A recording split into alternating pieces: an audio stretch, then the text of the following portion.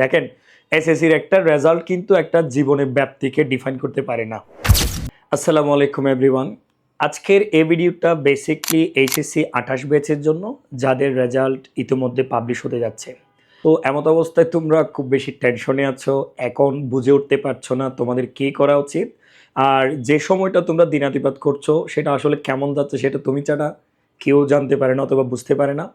এখন একটা বিষয় দেখো, রেজাল্ট যাই হোক, জীবন কিন্তু শুধু রেজাল্টের মাধ্যমে ডিফাইন করে না, জীবনের ব্যাপ্তি অনেক বেশি।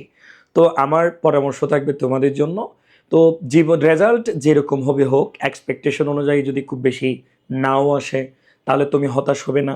আর যদি এক্সপেকটেশনের চেয়ে যদি বেশি কিছু চলে আসে তাহলে এটা নিয়ে উৎফুল্ল হওয়ার দরকার নেই। রেজাল্ট যাই হোক, শান্ত থাকো, নিজের জীবনটা কী করো নিজের জন্য ভাবো। আর এটা নিয়ে এত হ্যাপিত্বেস করার দরকার নেই। বিশেষ করে আমি অভিভাবকবৃন্দের কাছে একটা আর্জি রাখবো, রেজাল্ট যাই হোক না কেন, পজিটিভ বা নেগেটিভ, এক্সপেক্টেড মার্ক যদি না আসে তাহলে সন্তানের পাশে থেকে আপনি তাকে সাপোর্ট করবেন। দেখেন, এসএসসির একটা রেজাল্ট কিন্তু একটা জীবনের ব্যাপ্তিকে ডিফাইন করতে পারে না। জীবনের ভালো সময় খারাপ সময়ে যদি আমরা যদি পাশে না থাকি তাহলে দেখা যাচ্ছে আমাদের সন্তানেরা, আমাদের ছোট ভাই বোনেরা ওদের যে স্বপ্ন জিয়ে রেখেছে মনের গহীনে, সেটা অঙ্কুরে বিনষ্ট হয়ে যাবে।